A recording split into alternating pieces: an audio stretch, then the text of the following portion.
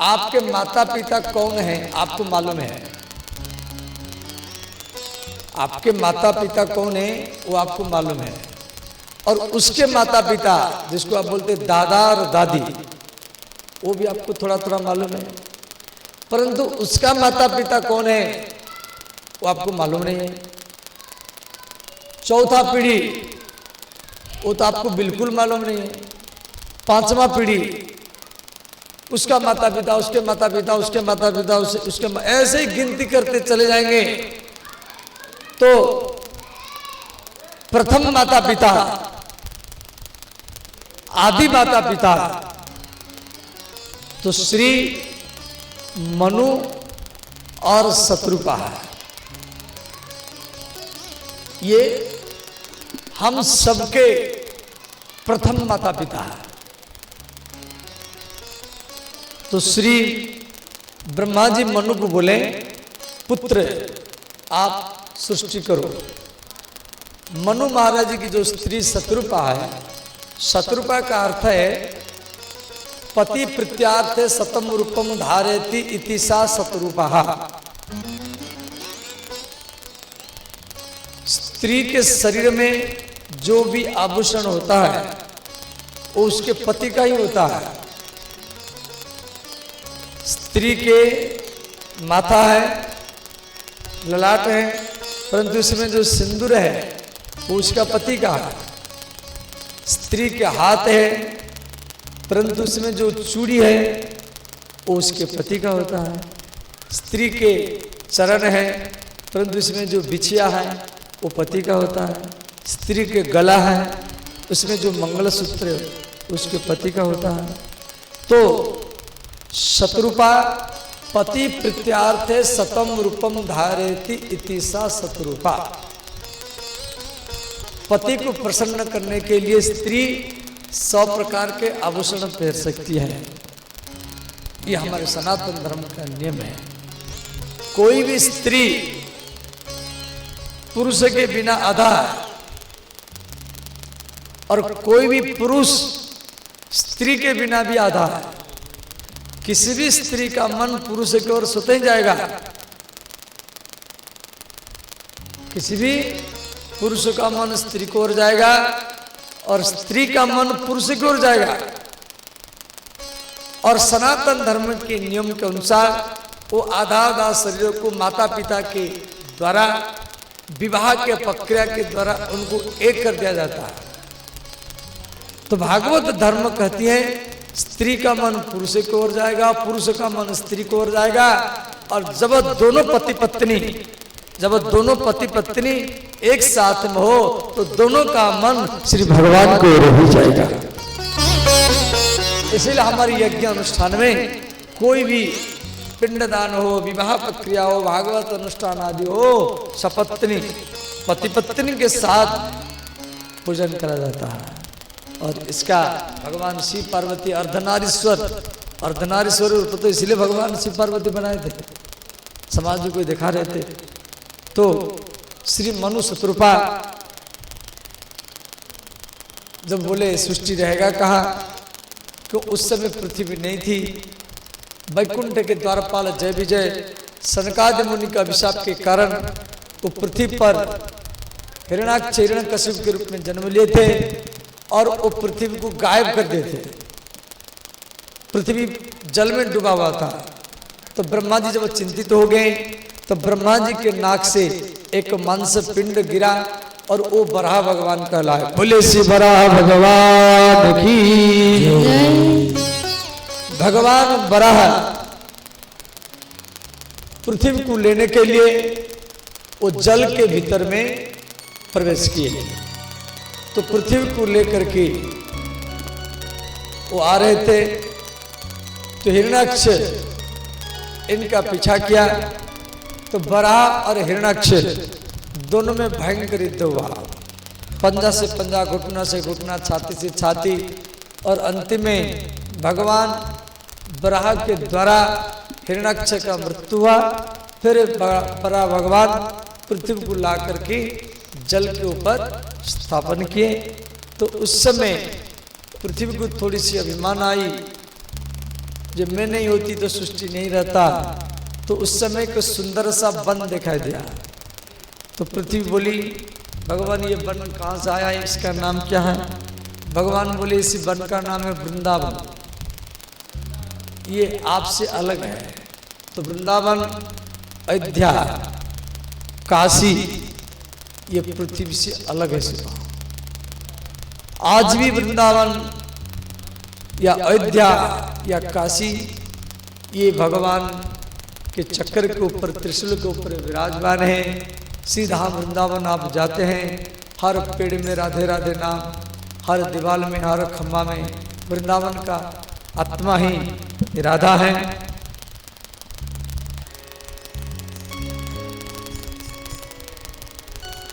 रसमय राधा रसमय श्याम, रसमय श्री वृंदावन धाम। रसमय राधा रसमय श्याम, रसमय श्री वृंदावन धाम। रसमय राधा रसमय श्याम, रसमय श्री वृंदावन धाम। रसमय राधा रसमय श्याम, रसमय श्री वृंदावन धाम। पावन राधा पावन श्याम, पावन श्री वृंदावन धाम। पावन राधा पावन श्याम, पावन श्री वृंदावन धाम। मंगल राधा मंगल श्याम, मंगल श्री वृंदावन धाम। मंगल राधा मंगल श्याम, मंगल श्री वृंदावन धाम। जय जय श्यामा जय जय श्याम, जय जय श्री वृंदावन धाम। जय जय श्याम, जय जय श्याम, जय जय श्री वृंदावन धाम। रसमय राधा रसमय श्याम, रसमय श्री वृंदावन धाम। रसमय राधा रसमय श्याम, रसमय श्री वृंदावन धाम। सब गाइए, दोनों हाथ उठा कर गाइए।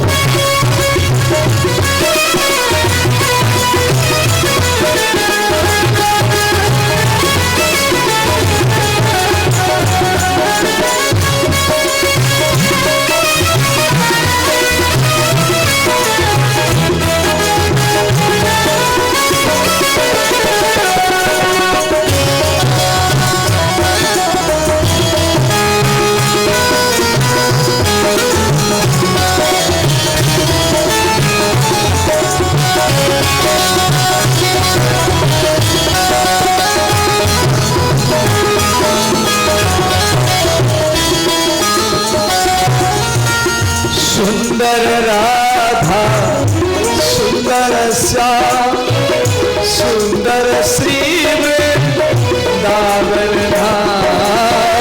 सुंदर राधा सुंदर श्याम, सुंदर श्री वृंदावन धाम। मधुर राधा मधुर श्याम, मधुर श्री वृंदावन धाम।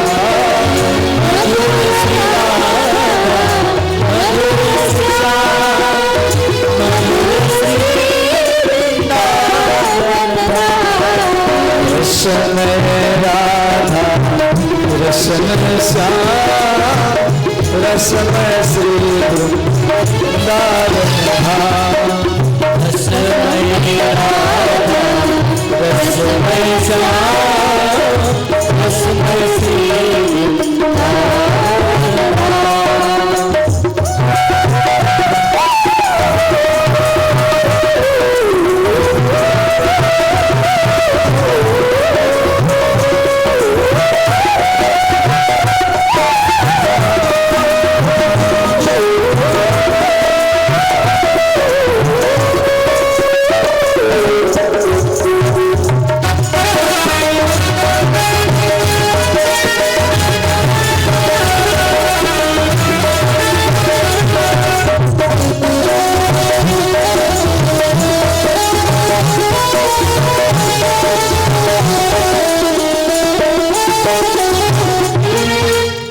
ऐसा श्री धाम वृंदावन जो पृथ्वी से अलग है और श्री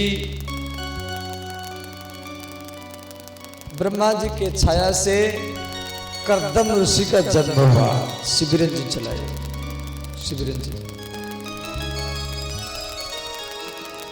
कर्दम ऋषि का जन्म ब्रह्मा जी के छाया से हुआ था। ये कर्दम कौन है? ये सती अनुसुईया के पिता है।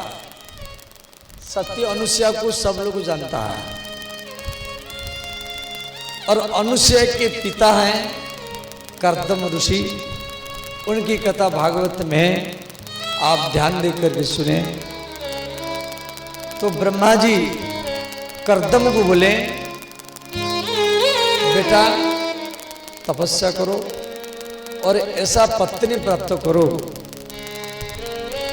जो भगवान को जन्म दे। तो कर्दम ऋषि कठोर तपस्या किए, तो इनके तपस्या में प्रसन्न होकर के नारायण भगवान इनको दर्शन दिए। तो नारायण भगवान बोले, हे महाराज, नव्ये जातुम ऋषिव स्यात् प्रदाधक्षर मदरहरण। भगवान बोले, हे महाराज, कोई भी व्यक्ति मेरे मंदिर में, मेरे भागवत में कोई आकर के एक फूल चढ़ा दे, एक फूल, एक बूंद जल भी चढ़ा दे, एक अगरबत्ती चढ़ा दे मेरे मंदिर में, उसका चढ़ा हुआ फूल, फल या अगरबत्ती कभी भी मिथ्या नहीं जाएगा। हम लोग सोचते हैं कि भाई हम फल फूल चढ़ाते, भगवान तो वो खाते नहीं। कोई ले जाता है, चींटी चींटा खा लेते हैं। चींटी चींटा भी भगवान का रूप है। तो भगवान स्वयं बोले हैं, मेरा पूजा कभी भी निष्फल नहीं जाएगा। नव्ये जातु मूर्षैव मदर हरणम। ध्यान देना, मदर हरणम, हरणम माने पूजा, मेरे पूजा, नैव मूर्षैव, मूर्षैव माने मिथ्या, माने मेरा पूजा कभी भी मिथ्या नहीं होगा। मैं कई गुना करके उसको वापस दूंगा। और आप मेरे लिए इतना कठोर तपस्या किया। इतना कहकर के भगवान रोने लगे। तो भगवान के आंखों से अश्रु टप टप होकर के जमीन पर गिरा। तो भगवान के आंसू से एक सरोवर बना। उस सरोवर का नाम पड़ा बिंदु सरोवर। हमारी भारत में 5 मुख्य सरोवर है। एक है मान सरोवर जो चाइना में है, पहले भारत में था। नारायण सरोवर आजकल वो पाकिस्तान में है, पहले वो भारत में था, तो पहले पाकिस्तान भारत में था। और ब्रह्म सरोवर जो कुरुक्षेत्र में है, हरियाणा में। और पंपा सरोवर जो दक्षिण भारत में है, जहाँ राम जी नहाए। और बिंदु सरोवर जो कथा भागवत में दिया गया है। ये भारत के 5 मुख्य सरोवर है। तो भगवान बोले, हे कर्दम, महाराज मनु और शत्रुपा, उनकी 3 कन्या हैं, आकुति, देवहूति और प्रसूति। 2 पुत्र हैं, उतानपाद और प्रियव्रत। तो उनकी जो मझिली कन्या है देवहूति, उसका विवाह आपके साथ होगी। और मैं आपके परिवार में कपिल भगवान के रूप में अवतार लूंगा। इतना कहकर के भगवान अंतर ध्यान हो गए, गायब हो गए। ठीक 3 दिन के बाद पृथ्वी के सम्राट, संपूर्ण पृथ्वी के सम्राट थे वो, केवल भारत के नहीं, संपूर्ण पृथ्वी के सम्राट मनु महाराज और उनकी पत्नी शत्रुपा और अपनी मझिली बेटी देवहूति को लेकर के उसी घोर जंगल में आए। तो मनु महाराज बोले, हे महाराज, ये मेरे बेटी, इसकी नाम है देवहूति। ये नारद जी के मुख से आपके बारे में सुना है, तब से ये प्रतिज्ञा की है आपसे शादी करने के लिए, और आप इसको स्वीकार कीजिए। तो श्री मनु महाराज जब इस प्रकार बोले तो कर्दम ऋषि बोले, देखो एक शर्त में हम शादी कर सकते हैं, जब तक एक संतान नहीं होगा तब तक मैं इसके साथ रहूंगा, और संतान होने के बाद मैं छोड़ करके चला जाऊंगा।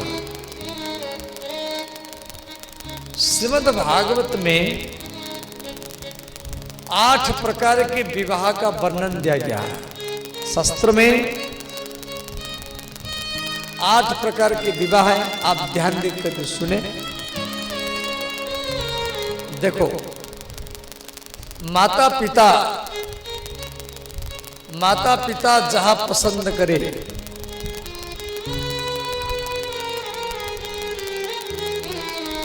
वहीं पर बेटी रहे, इसको बोलते हैं ब्रह्म विवाह।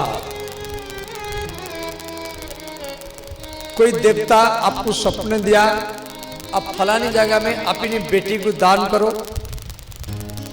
उसको बोलते दैवी विवाह। कोई महान व्यक्ति को घर में बुला करके सोना चांदी में साड़ी से अपनी कन्या को सजा करके जो आप दान करते हैं उसको बोलते आर्य विवाह। चौथा है प्रजापत्य। किसके घर में बेटा नहीं है, सिर्फ बेटी बेटी है, वो शर्त लगाता है जब मेरे बेटी से यदि कोई लड़का होगा तो मैं अपने घर में रखूंगा, इसको बोलते प्रजापत्य विवाह। पांचवा है आसुरी। किसी बेटी के पिता को या भाई को धन दे करके, रुपया दे करके बेटी खरीद करके ले लेना, इसको बोलते असुरों का विवाह। छठवां है गंधर्व विवाह। गंधर्व विवाह किसको बोलते हैं? माता पिता को मालूम नहीं है, कोई बेटी या कोई बेटा कोर्ट में मंदिर में जाकर शादी कर लिए, उसको बोलते गंधर्व विवाह। सातवां है राक्षसी विवाह। किसी बेटी के पिता को, भाई को पीट करके, मार करके रोती हुई कन्या को उठा लेना, उसको बोलते राक्षस विवाह। आठवां है पैशाच्य। कोई बेटी सोई हुई है उसको उठा लेना, या रोग में है, उसको बोलते पिशाच विवाह। तो ये 8 प्रकार के विवाह में से ये जो 8 प्रकार का विवाह भागवत में दिया गया है, ये 8 प्रकार के विवाह में से माता पिता जहां पसंद करे बेटी वहीं पर रहे, उसको उत्तम कोटि का विवाह ही कहा जाता है। देखो, पिता अपने मन की बात बेटा को नहीं कहेगा, पिता अपने मन की बात बेटी को कहेगा। मैं समाज में देखा हूं, बेटा माता पिता के पास में रह करके, बेटा माता पिता के पास में रह करके जितना सेवा करता है, बेटी दूर में ससुराल में रह करके उससे कई गुना ज्यादा ही सेवा करती है। इसीलिए बेटी को घर का इज्जत कहा जाता है। कोई भी लड़का घर द्वार छोड़ करके वृंदावन में, मथुरा में, दिल्ली में, पटना में जाकर के या बम्बे में जाकर के 1 महीना 2 महीना रहा, फिर घर में आ गया, उससे माता पिता का इज्जत नहीं जाएगा, घर वाले उसको रखेंगे। घर वाले उसके लिए रोएंगे, परंतु कोई भी बेटी, कोई भी बहन, कोई भी स्त्री वो ऐसा कदम नहीं उठाती है। उसको मालूम है जब मैं बिना बताए घर द्वार छोड़ करके चली जाऊंगी, इससे मेरे माता पिता के, मेरे भाई का इज्जत समाज में गिर जाएगा। इसलिए बेटियां इस प्रकार कदम कभी भी नहीं उठाती हैं। और श्री माता पिता अपनी बेटी को उचित जगह में दान करने के लिए वो ढूंढता है। 1 वर्ष, 2 वर्ष, 3 वर्ष, कई साल बीत जाता है। जब तक पिता का मन पसंद नहीं होगा तो कन्या दान नहीं करेगा। जब पसंद हो जाता है वो कन्या दान करने के लिए राजी हो जाता है। अपनी बेटी के विवाह के लिए पिता कभी जमीन बेचता है, कभी बंधक देकर के, कभी कर्ज लेकर के, और विवाह मंडप में बेटी को गोदी में लेकर के और दुल्हा के हाथ में समर्पण करता है। इमाम कन्या धर्म प्रयोजनार्थाय अद्यभ्यम ददामि। धर्म के लिए आज मैं अपनी कन्या को विवाह मंडप में आपको दान कर रहा हूं। और दुल्हा भी अग्नि को साक्षी देकर के प्रतिज्ञा करता है कि मैं जब तक जीवित रहूंगा आपकी कन्या का, बेटी का मैं सुरक्षा करूंगा। तो कन्यादान हो जाता है तो बेटी का गोत्र परिवर्तन हो जाता है। अब तक वो पिता के गोत्र में थी, अब वो पति की गोत्र में चली गई। जब बेटी के विदाई की समय आता है तो बेटी के विदाई में समाज रोता है, और उसी पड़ोसी भी रोता है, रिश्तेदार भी रोते हैं, मौसा मौसी जो भी सब रोते हैं।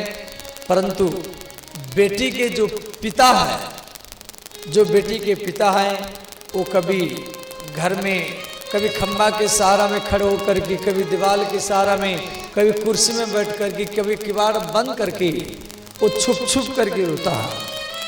और बेटी जब ससुराल को चली जाती हैं, कई दिन तक पिता का मन भी नहीं लगता है, उसको घर खाली खाली लगता है। और अशक्रम वस्त्र विरहन वंचन बाष्प कलार्भु, वो ससुराल में रहती हैं परंतु पिता के दिए हुए कपड़ा को पहन करके रहती है। बेटी का नाम दुहिता है, वो दोनों कुल के हित करती हैं, ससुराल का भी हित करती हैं और पिहर घर का भी हित करती हैं।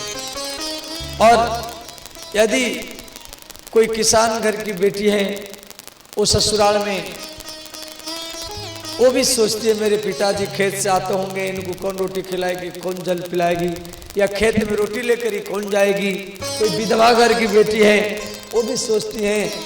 और जो विधवा घर की बेटी जब ससुराल को जाती है, पिता के चित्रपट को गोदी में लेकर के रो जाती है। जिस बेटी के पिता गरीब हैं, रिक्शा चलाता है, मजदूर करता है, मान लो दहेज दे नहीं पाया और ससुराले वाले बार बार बोले दहेज लाओ, तो बेटी रो जाती है और कहती है मेरे पिताजी मजदूर करते, रिक्शा चलाते, कार धन इकट्ठा करेंगे तो आपको देंगे। श्री बेटी को ससुराल में, बहन को ससुराल में यदि ज्यादा दिन हो गया, उसके भैया या उसके पिता उसको बुलाने के लिए नहीं गया, तो बेटी बार बार रोती है, मन में सोचती है जब मैं क्या गलत किया जो मेरे भैया और मेरे पिता मुझे बुलाने के लिए भी नहीं आते। श्री महाराज जनक सीता जी का भी विदाई किया तो राम के चरण को पकड़ करके जनक महाराज रोए हैं और हाथ फैला करके मांगे हैं, जे राम, मिथिलांचल की बेटी सीता आज आपके साथ में अयोध्या जा रहे हैं, यदि सीता कुछ गलती करे तो आप उसको क्षमा कर देना। श्री हिमालय राज पार्वती का विवाह महादेव जी के साथ करवा, शिव जी के चरणों को पकड़ करके रोए हैं। श्रीमती राधा, राधा के पिता श्री वृषभानु और गां बरसाना है। भगवान कृष्ण पिता नंद बाबा, माँ जसोदा है, गां नंदगा है। नंदगा और बरसाना दोनों की दूरी मात्र 10 किलोमीटर का है। तो श्रीमती राधा ससुराल में है। कभी आप नंदगाम गए होंगे। नंदगाम में कृष्ण और बलराम बीच में है, उनके अगल बगल में नंद यशोदा है, एक कोण में श्री राधा रानी भी है। तो राधा रानी वहां पुतोहू के रूप में, पुत्र वधू के रूप में रहती है नंदगाम में। तो श्री श्रावण के मास है और श्रावण मास में साधारणतः जिनकी नया शादी हुआ है वो अपनी पिता के साथ, अपनी भाई के साथ अपनी पिहर घर वो चली जाती है। तो नंदगांव में जितना सब वो नवविवाहिता वो अपने भाई के साथ, पिता के साथ अपना अपना घर जा चुके हैं। परंतु राधा वो हर रोज नंद महल के ऊपर, छत के ऊपर जाती हैं और रोती हुई नीचे उतरती है। 1 दिन, 2 दिन, 3 दिन, 4 दिन, 5 दिन, 10 दिन, 15 दिन। तो यशोदा मैया देखा जे राधा हर रोज छत के ऊपर जाती है और रोती हुई नीचे उतरती है। तो यशोदा मैया राधा को बोली, राधे ये क्या कारण है, आप छत के ऊपर जाती हैं, रोती हुई नीचे उतरती है, क्या कारण है? तो राधा बोलती हैं, अरे मैया श्रावण मास 15 दिन बीत गया और नंदगांव में जितना सब वो नवविवाहिता है वो अपने अपने पिहर घर जा चुके हैं। परंतु मेरे पिहर घर से मेरे पिता और मेरे भैया मुझे बुलाने के लिए नहीं आए। मैं क्या गलती किया जो मेरे पिता वृषभानु मुझे भूल गए और मेरे भैया श्रीदामा भी मुझे भूल गया? तो उस समय एक बंजारा, रास्ता में चलने वाला एक बंजारा जो नंदगांव से बरसाने की ओर जा रहा था, तो उसको ऊपर राधा रानी का नजर पड़ा। राधा रानी उसको भैया भैया कह कर खिलाई। तो राधा तो रो रही थी। तो वो व्यक्ति ने कहा, राधे आप क्यों रोती हैं? आप वृषभानु बाबा की बेटी हैं, मेरे गांव की हैं, आप क्यों रोती हैं? तो राधा रानी कहती है, भैया तू मेरे गांव का, मैं तुझे पहचान लिया। तुम मेरे पिता को जाकर कहना कि आपकी बेटी हर रोज छत के ऊपर जाती है और आपको देख देख कर की रोती है। श्रावण मास 15 दिन बीत गया और मेरे पिता, मेरे भैया मुझे बुलाने के लिए भी नहीं आए। तो वह पथिक जाकर के बरसाना में श्री वृषभानु बाबा को सारा बात बताया कि बाबा मैं नंदगांव गया था और आपकी बेटी राधा मुझे रोती हुई बताई है कि आप श्रावण मास आप उसको बुलाने के लिए नहीं गए। वो हर रोज छत के ऊपर जाती हैं और आपका इंतजार करके रोती हैं। जब वृषभानु बाबा को ये बात मालूम पड़ा, जब मेरे बेटी छत के ऊपर खड़ी होकर के मुझे देखती हैं और रोती हुई नीचे उतरती हैं, तो वृषभानु बाबा श्रीदामा को बोले कि बेटा तेरे एकमात्र बहन राधा है और आप उसको बुलाने के लिए नहीं गया। तो श्रीदामा रथ लेकर के जाता है अपनी बहन राधा को बुलाने के लिए। श्रीमती राधा दौड़ करके आती हैं, अपने भैया को पकड़ करके चिपट जाती हैं, लिपट जाती हैं और कहती है, भैया मैं क्या गलती किया जो आप मुझे बुलाने के लिए भी नहीं आया? तो श्रीदामा कहता, बहन घर के काम में मैं व्यस्त रहा, अब मेरे रथ में बैठो, अब मेरे साथ घर चलो।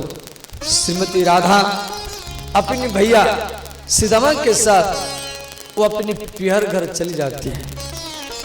धीरे धीरे श्रावण मास शुक्ल पक्ष एकादशी तिथि आती है, तो भगवान श्री कृष्ण का मन नहीं लगता है। श्री कृष्ण अपने ससुराल जाते हैं राधा से मिलने के लिए।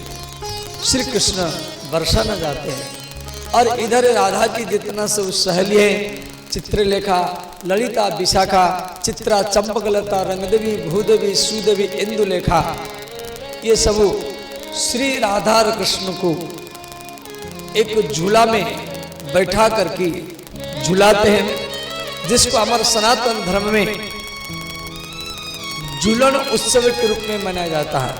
आज भी श्रावण एकादशी से लेकर के श्रावण पूर्णिमा तक भारत में जितना राधा कृष्ण का मंदिर है, जितना सीताराम जी का मंदिर हो, वृंदावन में जितना सीताराम जी का मंदिर या अयोध्या या वृंदावन या जगन्नाथपुरी, द्वारिका या बद्रीनाथ, हर जगह में वो 5 दिन तक झूला महोत्सव के रूप में मनाया जाता है और हर धाम में मेला भी लगता है। तो श्रावण पूर्णिमा को राक्षी पूर्णिमा कहा जाता है।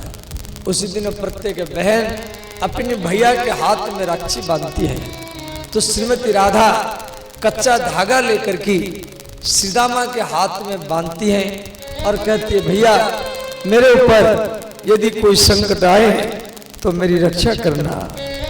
और श्री सनातन धर्म में ये भाई और बहन का एक पवित्र बंधन के रूप में आज भी मनाया जाता है, जिसको राक्षी बंधन सूत्र के रूप में हम लोग को मनाते हैं। भक्तमाला में एक कथा है, आप ध्यान देना। श्री मिथिलांचल जनकपुर का एक ब्राह्मण बालक जिसके नाम है प्रयागदास, वो मिथिलांचल का था, जनकपुर का था और राक्षी पूर्णिमा का दिन था। तो गांव में जितना सब बच्चे हैं, किसके हाथ में 2, किसके हाथ में 3, 4, 10, 15 इस प्रकार राक्षी से बंधा हुआ। और वो ब्राह्मण बालक 3-4 साल का बालक था, उसके हाथ में एक भी राक्षी नहीं था। गांव के बच्चे उसको चिढ़ाते थे, देख मेरे हाथ में 10 राखी है, तेरे हाथ में एक भी नहीं है। अब वह ब्राह्मण बालक प्रयागदास अपनी माँ के पास जाकर के रोने लगा। उसकी जो माँ थी वो विधवा थी, उसकी पति नहीं था। तो ब्राह्मण बालक प्रयागदास अपनी माँ को बोली, हे माता, गांव में जितना सब बच्चे हैं सबके हाथ में राखी बंधा हुआ है, किसके हाथ में 2 है, किसके हाथ में 4, 10, 20, सबके हाथ में राखी बंधा हुआ है और मेरे हाथ में एक भी राखी नहीं है। क्या मेरा कोई बहन नहीं है? ब्राह्मणी मन में सोची। ब्राह्मणी बोली, बेटा रो मत, तेरा बहन है, वो रास्ता में आ रही होगी। तो प्रयागदास ने कहा, माता मेरे बहन का नाम क्या है? तो ब्राह्मणी ने कहा, बेटा तेरे बहन का नाम सीता है और तेरे बहनों का नाम है राम, ये अयोध्या में रहते हैं। तो वो आ रही होगी, आपके हाथ में राक्षी बांधेगी। तो ब्राह्मण बालक प्रयागदास घर के भीतर में वो छुप कर गिर रहा। बाहर में जाने में उसको शर्म लगता था कि उसके हाथ में राक्षी नहीं था। 1 घंटा 2 घंटा 3-4 घंटा तक वो इंतजार करता रहा। बार बार अपनी माँ को बोलता रहा कि माता, बहन सीता अब तक क्यों नहीं आई। ब्राह्मणी सोचा ये बालक है, बच्चा है, एक दिन का बात है, मुझे बहका देना है, फिर ये भूल जाएगा। ब्राह्मणी ने कहा, बेटा तेरे बहनें आ रही होगी। तो धीरे धीरे संध्या हो गया। प्रयागदास फिर अपनी माँ को पूछा, माता मेरे बहन अब तक नहीं आई। अब ब्राह्मणी ने कहा वो अभी आएगी। धीरे धीरे रात्रि 7, 8, 9, 10 बज गया। प्रयागदास बार बार अपने माँ को बोलता था, हे माता बहन सीता अब तक नहीं आई, और रात में कैसे आएगी, मैं स्वयं चला जाऊंगा और राखी बंधवा करके वापस आ जाऊंगा। धीरे धीरे रात्रि 12 बज गया। ब्राह्मणी सो गई। प्रयागदास 4 साल का बालक है, वो बगल में सोया हुआ, वो चादर ओढ़ करके वो रोता रहा। का बहन रात्रि 12 बज गया है, अभी तक आप नहीं आई हैं, आप रात में कैसे आएगी। तो प्रयागदास ने क्या किया, अर्धरात्रि में वो अपनी मां के एक फटा हुआ कपड़ा को चपोत लिया। उसको मालूम है बहन राखी बांधेगी तो मुझे कुछ देना पड़ेगा, मेरे पास रुपया नहीं है, मिठाई डिब्बा भी नहीं है। तो एक उसकी माँ तो गरीब है और वो भी विधवा है, तो उसका एक फटा कपड़ा प्रयागदास चपोत लिया और पन्नी में रखा। और अर्धरात्रि में वो जनकपुर से, मिथिलांचल से अयोध्या की ओर निकल गया। प्रातःकाल हुआ, ब्राह्मणी देखा मेरा बेटा नहीं है। वो चारों तरफ मोहल्ला में सबको बोलने लगा, मोहल्ला वाले भी इधर उधर ढूंढे। प्रयागदास रात रात में बहुत दूर जा चुका है। इस प्रकार प्रयागदास रात्र 12 बजे घर से निकला। प्रातःकाल हुआ, दिन 12 बज गया। 12 घंटा से वो चल रहा है। चलते चलते उसकी घुटना में दर्द हुआ, बिना खाए पिए, और रास्ता में वो एक पेड़ के नीचे गिर गया। वहां पर वो बेहोश पड़ा।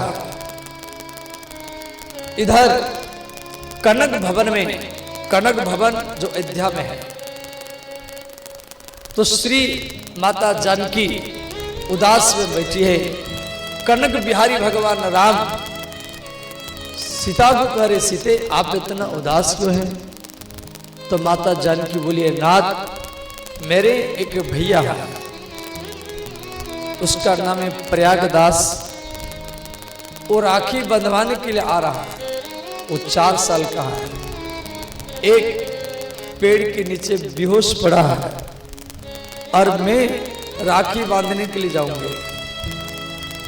भगवान राम बोले, सीते आपकी ऐसा भैया है जो जनकपुर से चलकर के आ रहा है, हम भी जाएंगे आपके साथ में, हम भी तो देखेंगे आपका भैया कैसा है।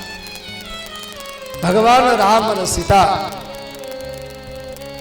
दोनों अयोध्या के राजा और रानी हैं, और दोनों उसी पेड़ के नीचे पहुंचे।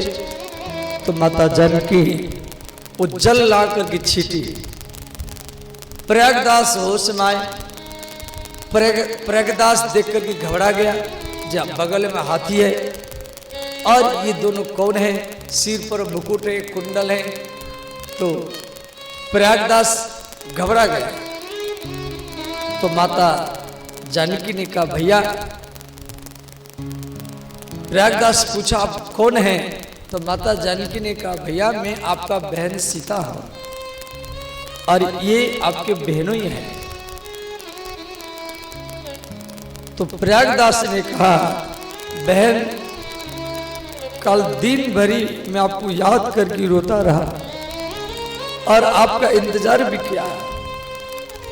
मुझे गांव में घूमने में शर्म लग रहा था कि मेरा हाथ खाली था।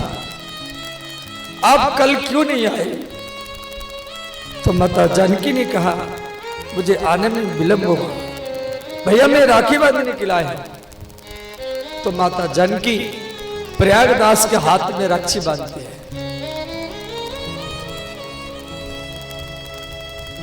प्रयागदास बालक हैं और अंत में प्रयागदास ने क्या किया, वो फटा हुआ कपड़ा जो पन्ने में लिया था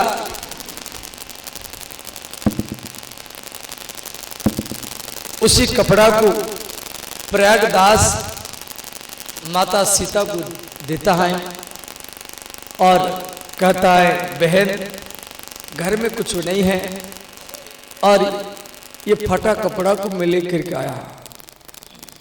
तो देवी सीता वो कपड़ा को चूमती है और अंत में बोलती है भैया मैं हर साल आपके हाथ में राखी बांधने के लिए अवश्य आऊंगी। अयोध्या में प्रयागदास नाम का एक आश्रम भी है। प्रयागदास की चरित्र तो बहुत लंबा है। तो अशक्नम वस्त्र विरहन वंचन भस्म कलारभो।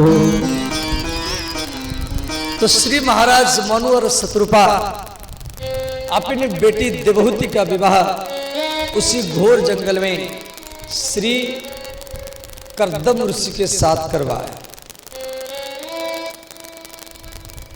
तो मनु महाराज देवहूति को बोले जे बेटी इस जंगल में कैसे रहेगी, ना खाने के लिए चावल है, ना आटा है, ना पहनने के लिए कपड़ा है, ना रहने के लिए कोई घर है। यदि आप कहेगी तो मैं यहां पर एक महल बना दूंगा, तेरे लिए आटा दाल चावल यहां रख दूंगा। तो श्री देवहूति ने मना किया। देवहूति ने कहा पिताजी हमारे लिए कोई महल का आवश्यक नहीं है, मैं आपकी बेटी हूं, आप तो पृथ्वी के राजा हैं। तो मैं राजा की बेटी थी, परंतु आज मेरे पति एक योगी है, तपस्वी है।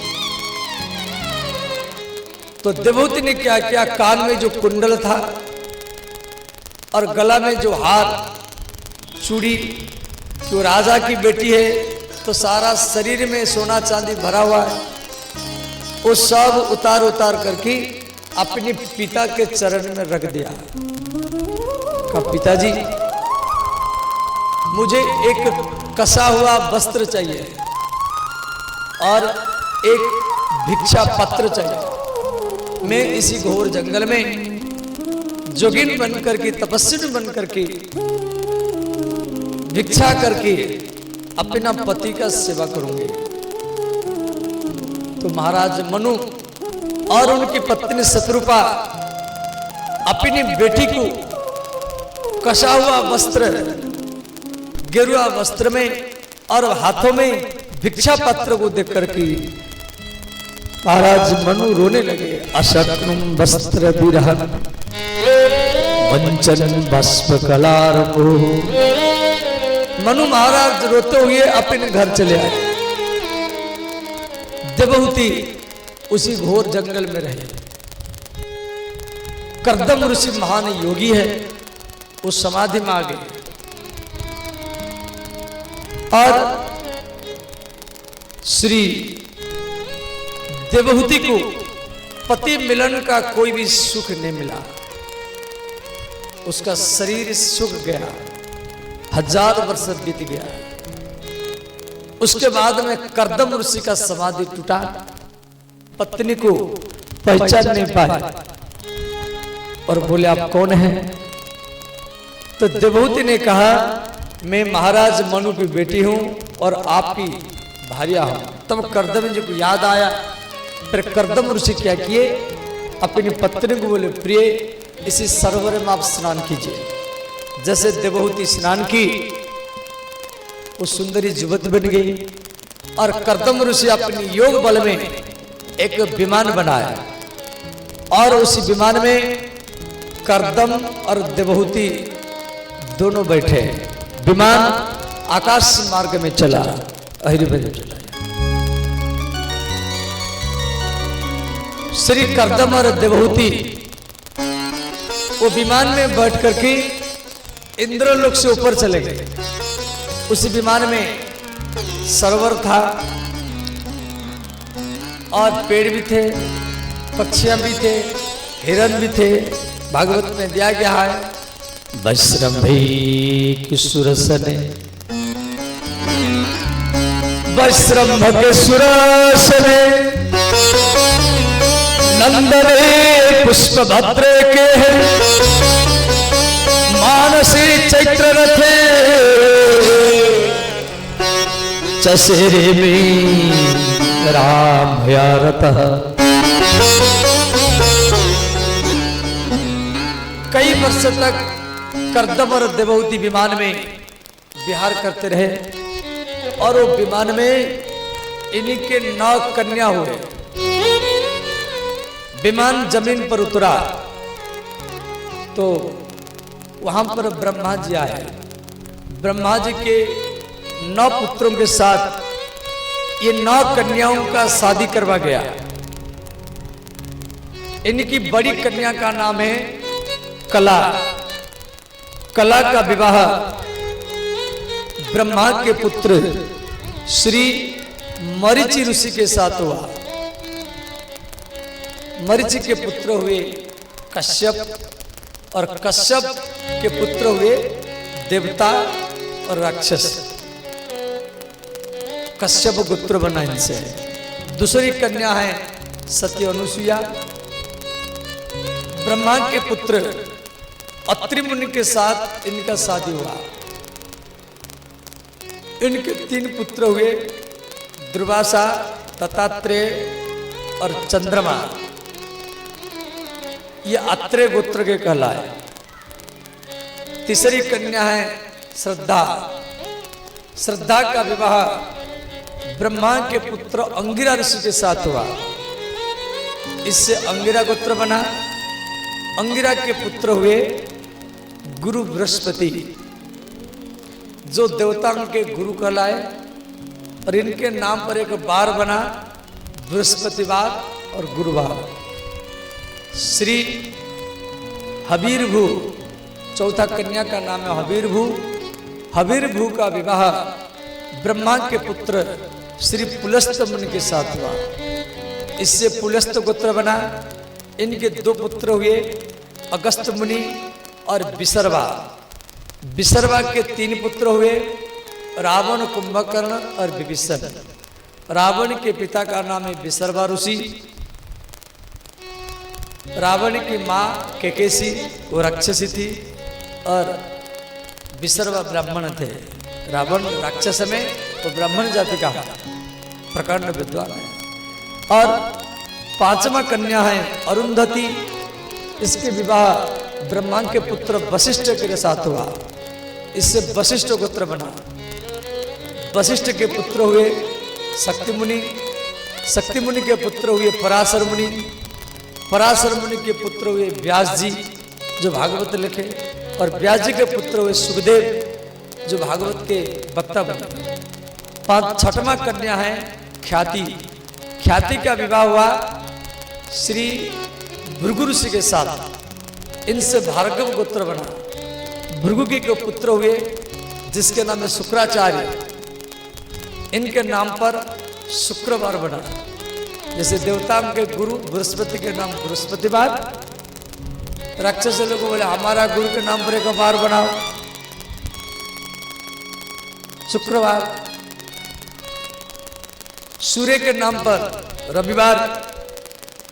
चंद्रमा ने कहा यदि सूर्य के नाम पर एक बार बनाया तो हमारे नाम पर एक बार बनाओ, सोमवार। सोम माने चंद्रमा। सोम शब्द का अर्थ है चंद्रमा, इसलिए सोमवार को शिव जी का पूजा होता है। पृथ्वी ने कहा देखो हम स्त्री है, आप हमारा बेटा के नाम पर एक बार बना दो। तो पृथ्वी का पुत्र मंगल है, सोमवार के बाद मंगलवार। तो चंद्रमा ने कहा तो पृथ्वी के बेटा के नाम पर एक आप बार बनाया, तो हमारा बेटा बुध है, उसके नाम पर एक बार बना बुधवार।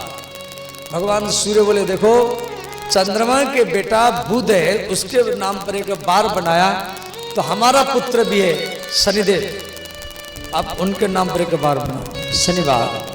तो ये जो 7 बार की उत्पत्ति कैसे हुआ है ये भी शास्त्र में सब दिया गया है। तो इस प्रकार श्री ये कर्दम ऋषि के शरीर में भगवान आए, फिर देवहूति माता के गर्भ में आए, और अभिजीत मुहूर्त में देवहूति माता के गर्भ से श्री कपिल भगवान का जन्म हुआ।